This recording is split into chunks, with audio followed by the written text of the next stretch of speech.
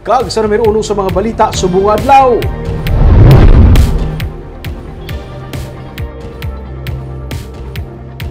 Ginsugura na ang half-day nga mga classes sa mga dalagko nga high school sa Bacolod City tugas ang mainit nga panahon. May report si Nico Delfin. Las 11 pa lang sang aga, dismissal na para sa mga estudyante sa Bacolod City National High School. Suno kay Richard Hilangre, principal sang Bulutuan, Miyerkules ang ilagin sugura ng half-day classes nga nagasugod 6:30 a.m. tubtob 11 a.m. agud nga mabuhinan ang kabudlayan sa mga estudyante kag mga manunudlo nga dala sa mapaa nga panahon, ilabi na halin launa tubtob 3 sang hapon. Agud nga ma-compensate ang nadula nga class hours sa hapon, ipatuman sa eskwelahan ang online kag modular learning sa mga kabataan. Galing kay may examination until tomorrow, so nagbalik kita na sa aton nga normal nga schedule.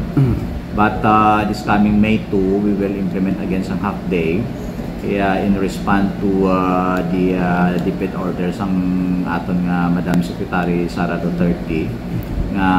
We will give premium to the health of our students and teachers during this El Nino, very intense ang heat. No? Magluwas sa BCNHS, mangin half day naman ang klase sa Negros Occidental High School.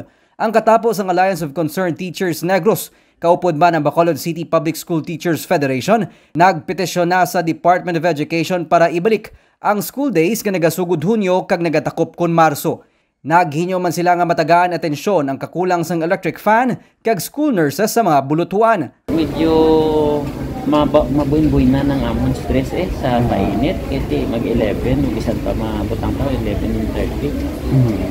Hindi na kami sa hapon kay ara sa hapon ang daw nabatyaga namon nga sama ka kwan kapaang non-negotiable nga contact school days, pero we will make an adjustment every year. Nga ti August kita nag-open last year, August 22, mamat-amat sa idog hasta 2027 until such time pag 2027 June na gid yang aton opening. So gradual lang siya. So we hope nga makonsider ini sa aton Madam Secretary Sara Duterte nga amo na ni ka budlay kung mag-klase kita ya nga summer.